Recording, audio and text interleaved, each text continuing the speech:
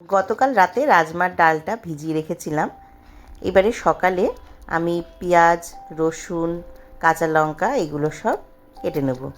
শীতকালেই পেঁয়াজের মাথায় এই পেঁয়াজকলিগুলো কি ভাল লাগে না? তো এগুলোকেও রেখে দেবো, ফেলে দেবো না আর কি। তো পেঁয়াজটা আমি কেটে নিচ্ছি। বেশ কিছুদিন আপনাদের সঙ্গে কোনো ভিডিও শেয়ার করা হয় না, তো ভাবলাম আবার ভিডিও শেয়ার করা শুরু করব। দেখি কতটা কন্টিনিউ করতে পারি। তো সেই জন্য আজকে এই ভিডিওটা দিলাম, যে আমাদের ব্রেকফাস্টের ভিডিওটা। এরপরে রসুনটাকে ঘষে নিলাম, আর লঙ্কাটাকে কাটবো না, লঙ্কাটা আমি রান্নার সময় দেবো।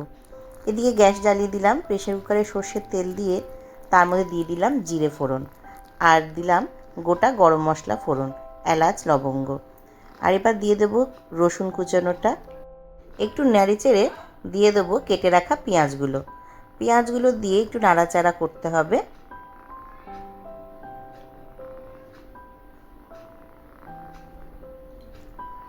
এবার দিয়ে দিলাম কাঁচা লঙ্কাগুলো একটু ভেঙে।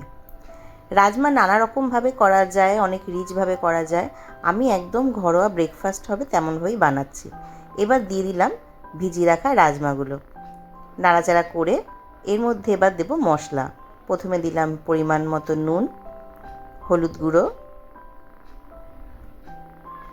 জিরে গুঁড়ো, ধনে গুঁড়ো, কাশ্মীরি লঙ্কা গুঁড়ো। এবার ভালো করে কিছুক্ষণ নাড়াবো, কষিয়ে নিয়ে তার মধ্যে দিয়ে দেবো পরিমাণ মতো জল। প্রেসারের মুখ আটকে দিয়ে দিলাম সিটির জন্য।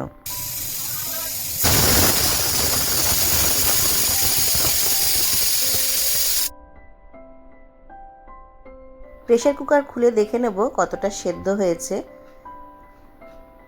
ডালটা এখনও সেদ্ধ বাকি আছে, এখনও আমি 5-6টা সিটি দেব। অন্যদিকে আটা মেখে এবার রুটি বসালাম। হাত রুটি, গরম গরম হাত রুটির সাথে রাজমার ডাল, সকালের ব্রেকফাস্টটা কিন্তু দারুণ, তাই না? এবার পরিবেশন করে নিই। ডালটা একটু মাখা মাখা করেছি, আর সাথে 2টো রুটি। তাহলে আজকে ব্রেকফাস্টটা কেমন হলো জানাবেন অবশ্যই।